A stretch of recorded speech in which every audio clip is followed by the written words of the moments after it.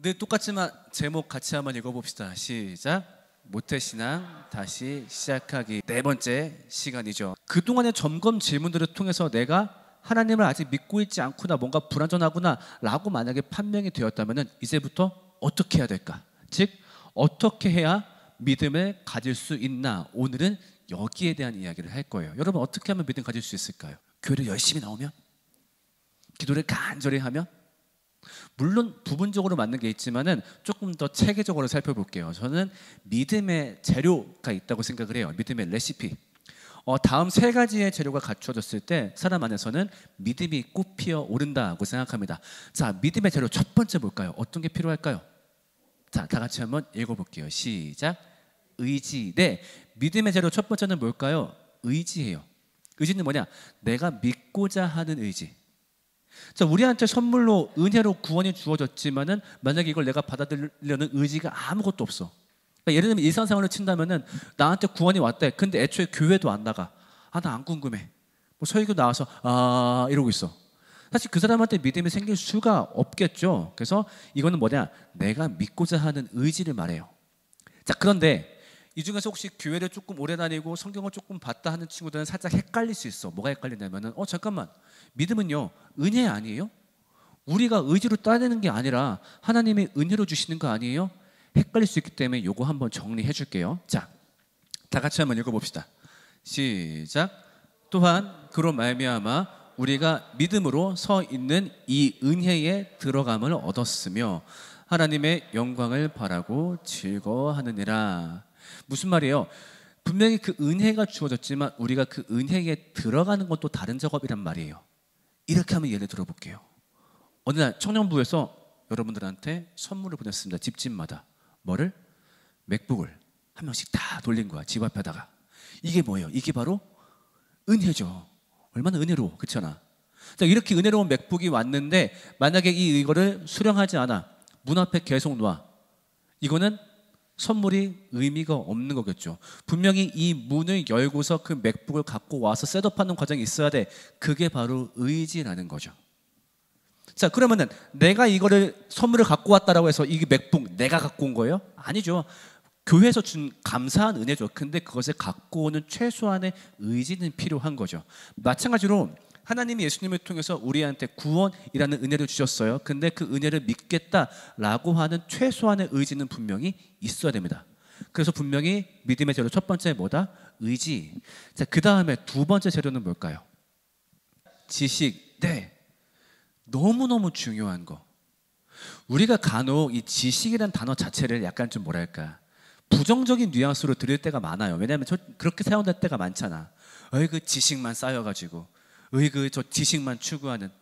맞아요. 물론 그렇게 나쁘게 갈 수도 있겠지만 분명히 지식은요 성경의 가장 기본이에요. 왜? 그렇잖아. 알아야 믿지. 갑자기 누가 나한테 와서 그래. 야, 너 알라깔라 신을 믿어? 그게 누군데? 알려줘봐. 누군데? 네가 그 신을 믿든 말든 내가 알아야 믿지. 맞아요. 믿음의 가장 기본이 되는 건 지식이에요. 근데 이 지식을 등한시하는 경우가 굉장히 많아요. 특히나 한국 교회 안에 있는 문화 중에 하나가 뭐냐면요, 약간 그런 게 있어요. 반지성주의. 믿음은 말이요, 그렇게 맨날 책상에 앉아서 성경 뒤다보고, 그게 아니라 산에 가서 나무 뿌리 뽑고 으쌰으쌰 으아 이렇게 말하는 경우가 종종 있는데, 죄송하지만요 기독교는 단 한 번도 이렇게 표현됐던 적이 없어요. 기독교는 굉장히 지성적인 종교예요. 왜? 거기에 대한 깨달음이 우리에게 생명을 주니까. 그러니까 무엇이 너희를 자유케 하리라? 진리를 알려면은 일단 배워야 돼요. 지식이 너무너무 중요한 거야. 그렇기 때문에 같이 말씀 한번 읽어볼게요. 시작. 그러므로 믿음은 들음에서 나며 들음은 그리스도의 말씀으로 말미암아 느니라. 오케이. 믿음이 어디서 온다고? 들음에서 온다고. 믿음이 소나무 붙잡고 막 기도하다가 찾아온다고? 아니. 일단 들어야 된다고. 이렇게 하다가 위험한 경우 있어요. 지식 없이 내가 믿음이 생겼다라고 착각하는 경우, 그 경우는 대부분 뭐야? 자기가 만든 신을 믿고 있는 경우가 많죠. 진짜 위험해요. 그렇기 때문에 올바른 지식은 굉장히 중요해요. 말씀 하나만 더 볼게요. 다 같이 시작. 여러분도 그리스도 안에서 진리의 말씀 곧 여러분을 구원하는 복음을 듣고서 그리스도를 믿었으므로 약속하신 성령의 날인을 받았습니다. 말씀이 조금 어려워요, 그렇죠? 우리 뒤부터 천천히 볼게. 성령의 날인. 여러분, 날인이 뭐야? 날인? 그 도장. 자, 성령님이 우리한테 우리 맞박에 도장 빡 찍었대. 이거 뭔 뜻이야? 너 내 거. 그렇지? 우리가 성령의 자녀가 됐대. 그게 어떻게 가능했대? 진리의 말씀을 듣고서 그리스도를 믿었으므로. 근데 그 진리의 말씀, 그게 내용이 뭐래? 저기 노란색. 여러분을 구원하는 복음. 그걸 듣고서 믿었으니까 에베소 여러분, 그러니까 여러분들이 성령님의 자녀가 된 거예요. 다른 걸 해서가 아니라. 그렇다는 건 뭐야? 구원에 대해서 올바른 지식을 갖고 있는 거 굉장히 중요하다는 거예요. 그렇다면 그 지식의 내용은 뭐예요? 제가 지난 시간에 복음을 요약하면서 한번 설명해 줬어요. 읽어봅시다. 첫 번째 시작. 두 번째 시작. 세 번째 시작. 오케이, 여기에 대해서 아는 게 복음에 대한 지식이에요. 여러분 중에 여기에 대해서 동의 못하는 사람이 있을 수 있을 거예요. 근데 대부분 그 이유가 뭐냐면은 몰라서 그래요. 몰라서. 복음이 없는 사람은 비참하다. 정말? 저번에 봤지만 아니 유재석 같은 사람들 잘 살잖아. 비참하다 할 수 있을까? 일단 내가 지식적으로 동의가 안 되니까. 나머지 것들도 마찬가지죠. 그렇기 때문에 일단 내가 믿음을 가져야지라고 한다면은 복음에 대한 올바른 지식을 쌓는 게 너무너무 중요합니다. 자, 그러면 내가 의지가 있어. 그 다음 복음을 배웠어? 그러면 다 믿어져요? 그렇지 않죠. 그런 경우 있어요. 정말 열심히 성경을 공부하는 인문학자들, 자, 그분들 다 그리스도인 됐어요? 그렇지 않아요. 분명히 마지막 재료가 필요합니다. 그게 바로 뭘까요? 따라합니다. 성령. 성령. 마지막 재료는 뭐냐? 성령의 도우심이에요. 왜냐하면 성령의 도우심, 이건 어떤 거냐면은, 자, 그런 경우 있어요. 진짜 내가 알겠는데 내가 지식을 열심히 쌓았어. 복음에 대한 지식을 열심히 공부하고 했는데 이게 안 믿어져요. 그런 경우 분명히 있어요. 그때 도움되는 게 뭐예요? 성령의 도우심이에요. 왜냐면은 성령의 도우심이 있어야 내가 안 내용들이 믿어지거든. 우리 말씀 같이 한번 볼게요. 이렇게 말씀 시작. 성령을 힘입지 않고서는 아무도 예수는 주님이시다 하고 말할 수 없습니다. 이게 성령의 역할이에요. 그러니까 성령님의 도우심이 와서 정말로 그 내용이 나한테 어느 순간 훅 믿어진 그 순간.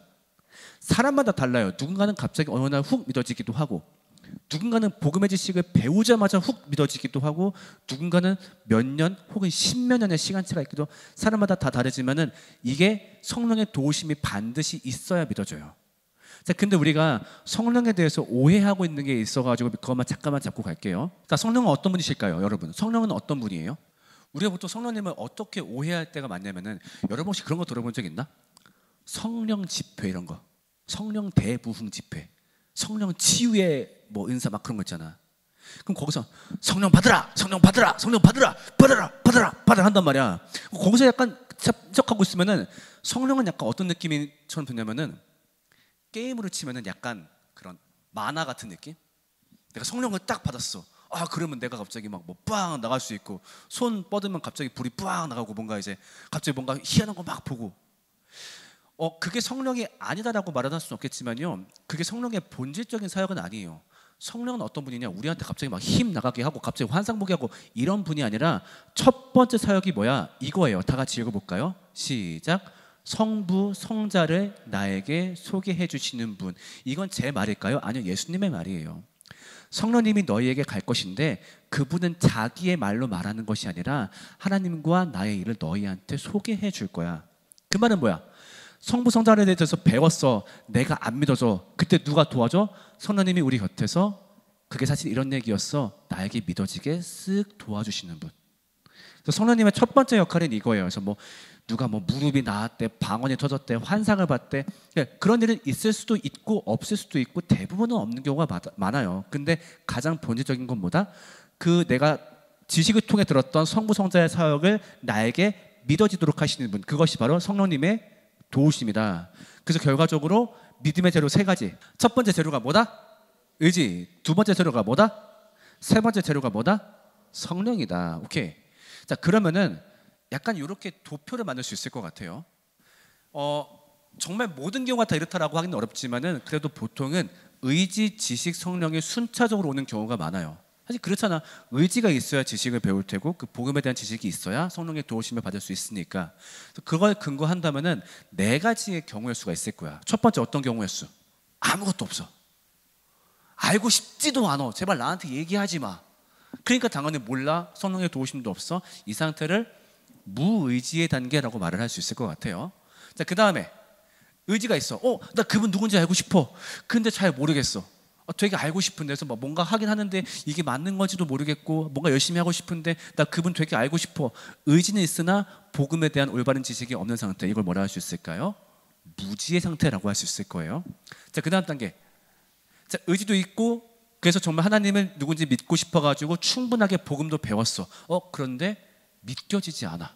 이 상태를 뭐라 할 수 있을까요? 불신이라 할 수 있을 거예요. 자, 마지막 단계. 의지, 지식, 성령 다 왔어. 그래서 드디어 하나님이 믿어지고 성도의 삶을 살 수 있게 되었어. 이 단계를 보고서 회심이라고 말을 할 수 있을 거예요. 자, 그러면 위에 총 세 가지의 단계를 아직 성도가 아닌 구도자라고 할 수 있겠죠. 여러분, 구도자 뭔 뜻이에요? 삶의 길, 도를 구하는 사람. 아직 몰라서. 어찌보면 조금 멋있게 표현한 말인데 솔직히 말하면 그냥 불신자. 오케이. 그러니까 근데 똑같은 불신자도 다 똑같은 단계가 아니라 사람마다 단계가 다르죠. 때문에 각각 다른 조치가 취해져야 돼요. 그 다음에 마지막 회심, 여기가 바로 비로소 성도라고 할 수 있는 단계가 되겠죠. 내가 만약에 구도자의 단계에 있다라고 한다면은 저 셋 중에 어떤 단계인지 찾아서 나에게 맞는 솔루션을 취해야 되겠고, 그 다음 내가 만약에 회심 단계다라고 한다면은 그때부터는 구조자들을 도와주는 단계가 되어야 될 거예요. 그래서 공동체가 하나가 되어서 이 복음을 향해서 나아갈 수 있게, 궁극적으로는 모두가 회심의 단계에 이를 수 있도록 함께 도와주는 것이 순서일 거예요. 자, 그래서 각 단계마다 어떤 솔루션을 할지는 제가 조금 이따가 얘기할게요. 셀 모임 먼저 하고. 자, 그럼 지금 셀 모임 바로 시작할 건데 어떤 걸 얘기하게 될까요? 뻔하겠죠? 각자 자기의 상태를 한번 진단해 봅시다. 나는 이러이러한 걸 보니 나는 무의지 같아요. 나는 불신 같아요. 나는 회심 같아요. 그리고 거기서 끝나지 말고 그러면 어떻게 해야 될 것인지. 내가 무의지인 것 같은데 이렇게 해야 될 것 같아요. 불신인 것 같은데 이렇게 해야 될 것 같아요. 거기에 대한 솔루션, 앞으로의 계획들도 같이 한번 나눠보겠습니다. 지금 바로 셀 나눔 시작하겠습니다. 각 단계를 이제 부를 건데 나는 여기에 해당하는 것 같다 하면 손을 들어주시고, 내가 만약에 지목을 하게 되면은 내가 어떤 것 때문에 그렇게 생각을 했는지, 그래서 앞으로는 좀 어떻게 해야 될 것 같은지 한번 얘기해 주면 좋을 것 같아서, 앞으로 어떻게 할지 도저히 모르겠다, 그것도 괜찮습니다. 알겠죠? 자, 첫 번째, 나는 무의지인 것 같다. 난 여기 끌려왔다 지금. 오케이, 맞아. 사실 교회 안에서 무의지인 경우는 많지 않아요. 어쨌든 의지가 있으니까 나왔으니까. 뭐 이렇게 중고등학생 같은 경우는 상당히 있어요. 부모님의 말을 들어야 되니까. 근데 청년들은 사실 그렇지는 않으니까, 그렇죠? 무의지에 해당하는 경우는 많이 없는데, 자, 두 번째, 나는 무지인 것 같다. 손. 좋아요. 상당수 보이네요. 무지인 것 같다. 자, 한번 자기 사례를 얘기해 보실 분, 이 중에서. 세런드라고 얘기할 때 제가 무지와 불신의 사이에 있다. 나는 지식이 완전히 채워지지 않았다고 얘기를 했어요. 그 이유가 제가 생각하는 지식이라는 것은 제가 정말 지식이 있는 사람이었으면 정말 예수님이나 하나님을 믿지 않는, 아예 존재를 모르는 사람들한테 왜 예수를 믿어야 하는지를 설명을 할 수 있어야 되고, 그들을 제가 교회에 끌어들일 수 있는 능력을 가졌을 때 그때 저는 지식이 저한테 차 있다라고 생각을 했어요. 그게 지식이 있다라고 저는 생각을 했고, 그래서 저는 사실 무지죠. 지식이 많지 않다. 지식이 만땅 차 있어야 회심할 수 있어. 이건 절대 아니에요. 이건 영지주의야. 근데 분명히 회심했으나 지식이 분명히 부족해서 아싸 나가야지 이렇게 할 수도 있는 건데, 그렇게 생각하지 않고 무지다라고 한 이유는 또 있을까? 그랬으면은 제가 항상 뭔가 교회에 올 때 하나님과의 교제에 대한 기쁨에 차 있어서 항상 교회에 왔다고는 제 자신한테 그렇게 말할 수 없을 것 같아요. 그렇지. 그것을 제일 먼저 판단해봐야 돼요. 내 안에 사실 기쁨이 없다면 회심이 아닐 확률이 높으니까, 그렇죠? 우리나라 교회, 한국 교회 저는 제일 큰 문제점이라고 생각해 왔던 게 지식을 알려주는 교회가 진짜 없다고 생각을 했거든요. 그냥 설교가 다 똑같다고 생각을 했어요. 그냥 하나님을 믿어야 된다, 예수님을 믿어야 된다, 안 그러면 지옥에 간다 라는 그런 얘기만 했지, 혹시 복음이 무엇이고 믿음은 무엇이고 예수님을 왜 믿어야 되는 것이고 예수님이 십자가 못 박히신 이유에 대해서 지식적으로 설명해준 사람은 아무도 여기 이전에 교회를 다니기 전까지는 아무도 없었다고 생각해요. 자, 그 다음에 나는 현재 불신 단계인 것 같다. 한번 손 들어볼까요? 불신 단계? 왜냐하면 현재로서는 그러니까 진짜 지식이 없어서 무지라고 하기에는 너무 교회를 오래 다니면서 어쨌든 아까 전에 저희 셀의 목사님한테 지식이 있는 거와 없는 거의 범위가 어디냐라고 여쭤봤을 때 목사님께서 그 이제 세 가지 질문 뭐 예수님이 없는 삶은 비참하다 그리고 뭐 하나님께서 구원을 해주셨고 이런 거에 대해 대답을 할 수 있고 약간 설명할 수 있으면은 지식이 있는 거라고 그래도 할 수 있을 것 같다라고 하셔서 생각을 해보니 어쨌든 그거에 대한 걸 배운 적도 있고 대답도 할 수 있을 것 같아서 어쨌든 지식이 없다고는 못하겠으나 그래도 그거에 대한 뭔가 깊게 설명한다거나 약간 그런 것들은 좀 부족한 것 같아서 그렇다고 완전히 지식이 있는 상태라고 하지도 못하겠지만 그렇다고 없다고 못하는 약간 그런 상태여서 그래도 없다고는 할 수 없으니까 불신이라고 한 것 같아요. 그치. 사실 무지라고 얘기하기 너무 억울하지, 그치? 약간. 설교 들었던 게 몇 개고 한데. 자, 그럼 여기서 간단하게 테스트 질문 하나만 던져봅시다. 정말로 무지가 맞는지 안 맞는지. 예수님이 우리에게 오셔가지고 우리의 죄와 죽음을 해방했다라고 하는데 여전히 내 안에 죄성이 있고 세상에도 죄가 있고 우리는 죽어요, 그치? 근데 이걸 왜 죄와 죽음의 해방이라고 말을 할 수 있지? 죽는다는 게 이 세상에서 육신이 죽는 거지 죽고 나면 어차피 우리의 영은 천국으로 가는 거니까 그걸 죽었다고 말할 수 없죠. 그 다음에 죄의 문제는? 예수님이 우리의 죄를 다 짊어지고 저희를 용서해 주기 위해서 돌아가셨기 때문에 죄에서 해방이 돼서 그래서 천국에도 갈 수가 있는 거라고 생각합니다. 오케이. 한 60점 정도의 답을 점수를 줄 수 있을 것 같아요. 좋은 의미로. 하지만 왜 40점이냐면은 지금 알고 있는 구원의 개념은 다 사후에 있어. 사후에 내가 구원받겠고 사후에 죄에서 해방될 테고 근데 예수님은 우리한테 지금 하나님 나라가 시작되었다라고 했는데 어쩌면 내가 신앙의 기쁨을 누리지 못하는 건 지금 내가 살 수 있는 그 특권을 모르기 때문일 수도 있겠지. 그래서 무지 불신 조금 더 고민해봐야 되는 것 같아요. 그래서 왔다 갔다. 사실 누구도 이걸 명확하게는 몰라. 그래서 두 개의 딱 가능성을 한번 두어보라 이제 이런 얘기예요. 좋아요. 나는 회심한 것 같다. 나도 회심했다. 손 들어봅시다. 이거 교만한 거 아니야. 내가 장난쳐서 그런데 교만한 거 아니야. 이건 내가 딱 이유를 안 물어볼게. 또 이유 얘기하면 너무 좀 그럴 수 있으니까. 자, 그러면은 각 단계에 어떻게 솔루션 해야 될까? 여러분들이 찾았던 솔루션과 좀 일치하는지 한번 비교하면서 들어보세요. 자, 첫 번째 무의지. 자, 일단 의지가 없어. 솔루션을 못해. 그러니까 어떻게 해줘야 돼? 주변에서 도와줘야 돼요. 주변에서. 그러니까 우리 주변에 있는 수많은 비그리스도인들, 그 사람들이 무의지에 해당할 텐데 뭘 해야 될까? 첫 번째, 복음이 필요한 이유를 설명해 주기. 이건 뭐냐면은 복음을 설명하는 거랑은 다른 얘기예요. 복음이 필요한 이유를 설명해 주는 거야. 그러니까 너한테 그 복음이 왜 필요하냐면은 근데 그 사람한테 가서 야 하나님이 말이야 세상이 말이야 안 들어. 야, 난 그게 관심이 없다고. 오케이. 너한테 그게 왜 필요한지 알려줄게. 우리가 엠마오 요리문답 시작할 때 그거부터 시작을 할 거예요. 그래서 그런 것들 해야 되겠고. 다음 두 번째, 복된 삶을 보여주기. 너무너무 중요한 거. 이 사람을 통해서 이 사람이 내 삶을 보고서 거룩한 호기심을 갖게끔 잠깐만 쟤는 왜 저렇게 사는 거지? 왜 저렇게 행복하지? 왜 저렇게 이타적이지? 왜냐면 사실 일반 사람들도 그런 삶이 좋다는 건 아는데 도저히 못하겠는 거거든. 근데 그런 삶을 보고 있으면서 신기한 거야. 야, 너 왜 그렇게 사냐? 사실은 말이죠. 제가 교회를 다니거든요. 그래? 이게 바로 누구의 선교 방식이었어요? 초대교회 선교 방식이었어요. 로마인 100만 명을 전도했던 정말 그 어마어마했던 그 종교. 그 비결이 뭐였냐? 복된 삶을 보여주는 거였어요. 전도지 찌라시를 돌린 게 아니라. 다음 세 번째, 마음의 장벽을 들어주고 해소해주기. 왜냐하면 무의지로 된 계기 중에 모종의 상처가 있는 경우가 있어요. 교회에서 예를 들면 정말 안 좋은 걸 봤다거나 아니면 뉴스를 통해서 안 좋은 걸 들었다거나 아니면은 논리적인 장벽. 아니 이러이러하지 않나? 어떻게 신이 있다라고 말을 할 수 있지? 이런 것도 논리적인 장벽도 있을 텐데 그런 모든 마음의 장벽을 들어주고 해소해주기. 이랬을 때 우리는 무의지의 친구를 도울 수 있겠죠. 어찌 보면 이것이 전도와 선교의 매뉴얼이라고도 볼 수 있을 거예요. 자, 그다음, 자 이제 내가 의지가 있어. 그런데 몰라. 어떻게 해야 될까요? 너무너무 당연하겠지만 뭐 해야 돼요? 난 사실 내가 제일 좋아하는 표현은 노골적으로 공부해야 돼요. 공부. 그렇게밖에 표현이 안 돼. 공부해야 돼요. 복음의 핵심을 배워야 돼요.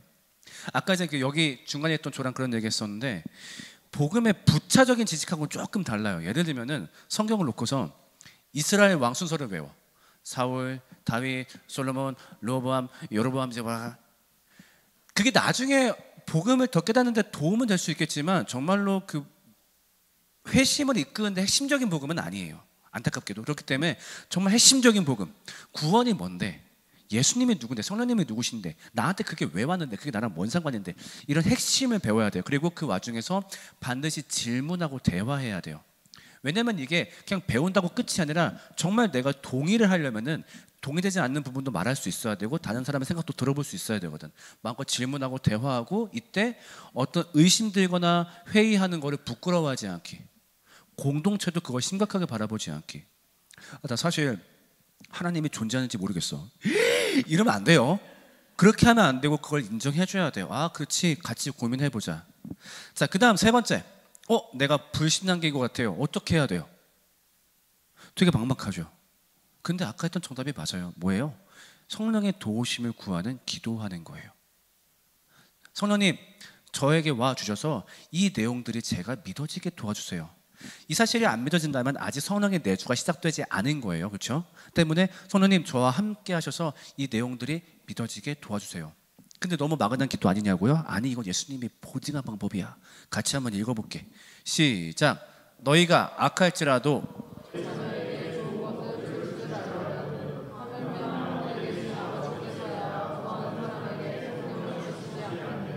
이거 예수님이 보증한 방법이에요. 때문에 구하면 돼요. 근데 다만 뭐가 있냐면은 사람마다 오는 시기나 방법은 다 다르더라. 아까 얘기했던 것처럼 누군가는 복음을 가르치고 있는 와중에 갑자기 훅 뒤바뀐 사람도 난 봤었고, 나 같은 경우는 내가 복음의 좀 진술을 배운 다음에 한 2년 정도 시간이 걸렸던 것 같아요. 모종의 사건을 통해서 성령을 경험하기도 하고, 누군가는 10년, 20년 걸리기도 하는데, 여기서 말하는 성령에 대한 경험이 뭐라고?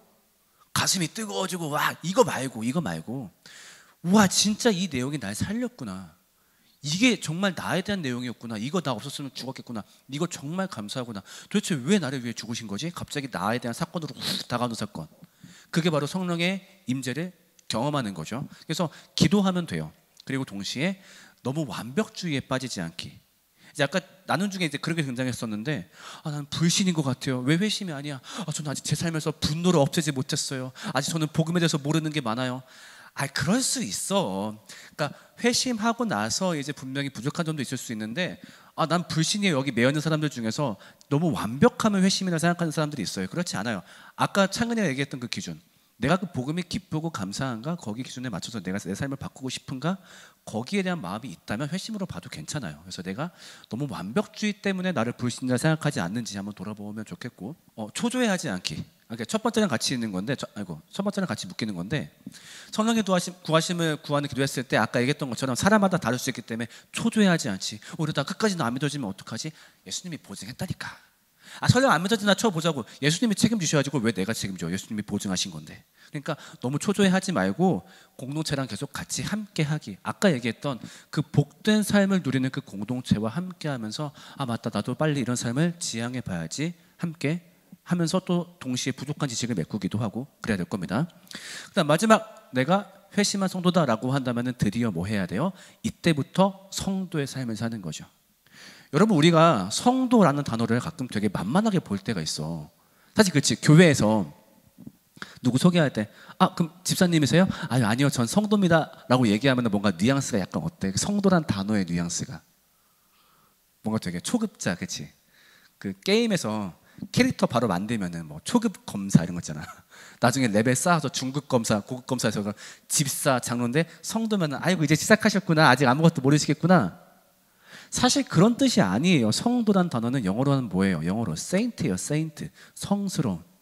정말로 그 성스러운 길을 걷기 시작한 사람, 그게 바로 성도고, 여기 회심 단계에 이른 사람들이 비로소 성도라고 할 수 있겠죠. 어찌 보면 이때부터 가능한 게 예배야. 그렇잖아. 이때부터 기쁨이 생겼으니까 예배할 수 있는 거지. 그 다음에 봉사하게 되는 거지. 너무 기쁘니까 헌신하게 되는 거지. 이웃사랑을 시작하게 되는 거지.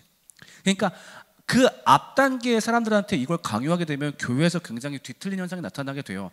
아니 하고 싶으면 할 수 있어. 근데 아직 복음도 모르는 사람한테 너 봉사해봐. 하다 보면 알게 될 거야. 이러다가 사람들이 소모품이 돼버려요. 그렇지 않아요. 여기부터 성도의 삶에서 하는 거예요. 어떤 건지 아시겠죠? 때문에 내가 아직 회심 단계가 아니다라고 한다면 봉사 다 그만둬! 그게 아니라 봉사를 하더라도 반드시 양육과 병행해야 된다라는 점 잊지 마세요. 그 다음에 교회를 형성하기. 교회는 뭐예요? 아까 얘기했던 복된 삶을 누리는 공동체. 그래서 주변에서 일단 본인이 너무 행복한 삶을 누리고 주변 사람들로 하여금 야, 제 삶은 진짜 부럽다 라고 말을 정말 끌어낼 수 있는 거룩한 호기심을 자아낼 수 있는 공동체. 그래서 다른 지체의 회심 과정을 도와주는 것. 이것이 바로 회심 단계의 솔루션이라 할 수 있겠습니다. 어때요? 여러분이 생각했던 솔루션하고 좀 비슷한가요? 네, 비슷한 점도 있겠고 혹은 몰랐던 점도 있겠고. 그래서 이 상황의 과정들을 통해서 자기의 상태를 정확하게 진단하면 좋겠어요. 그래서 내가 어디에 해당하는지, 나 단순히 믿어져, 안 믿어져, 그런 것도 있겠지만은 안 믿어진다라고 했을 때 생각보다 세세한 어떤 구분들이 있고 거기에 따라서 내가 취할 수 있는 조치들이 다 달라요. 그래서 우리는 거기에 대해서 함께 도와주고 함께 걸어나갈 거예요. 자, 근데 어쨌든 제일 중요한 거는 저 단계 중에 어디에 해당하더라도 교회가 도와줄 수 있는 가장 강력한 방법은 저 세 가지 중에 뭘 도와주는 걸까요? 지식을 도와주는 거겠죠, 그렇죠? 여긴 다 의지는 있으니까 지식을 힘입었을 때 그걸 기반해서 성령님의 도우심을 구할 수 있으니까. 그래서 다음 주 이제 마지막 모다시가 될 텐데 그렇다면 우리는 어떤 지식으로부터 어떻게 출발해야 될 것인가? 그리고 교회가 왜 그렇게 지식이 중요한가? 거기에 대해서 이제 모다시 마지막 시간을 나누려고 합니다. 자, 오늘 혹시 전반적인 설교에 대해서 좀 이런 얘기 좀 질문 있었다? 아니면 좀 이런 생각이 들었다? 혹시 마지막으로 좀 나눠줄 친구 있을까요? 그냥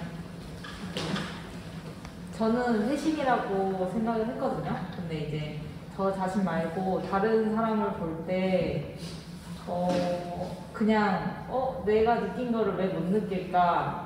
라고 그냥 생각만 하고 이 사람이 지금 어떤 상태인 건지, 뭐가 부족한 건지, 이 부족한 상태에서 뭘 채워줘야 되는 건지, 내가 뭘 도와줘야 되는 건지 정확히 몰랐었는데 좀 그래도 오늘 설교 듣고 이런 상태가 있고 그거를 내가 지식적으로 이렇게 설명을 해줄 수 있고 이걸 통해서 좀 내가 자만하지 않고 또 조심스럽게 다가갈 수 있겠구나라는 생각이 좀 많이 들었어요. 오늘 설교 통해서. 오케이, 고맙습니다. 자, 우리 함께 찬양 고백할게요. 지난주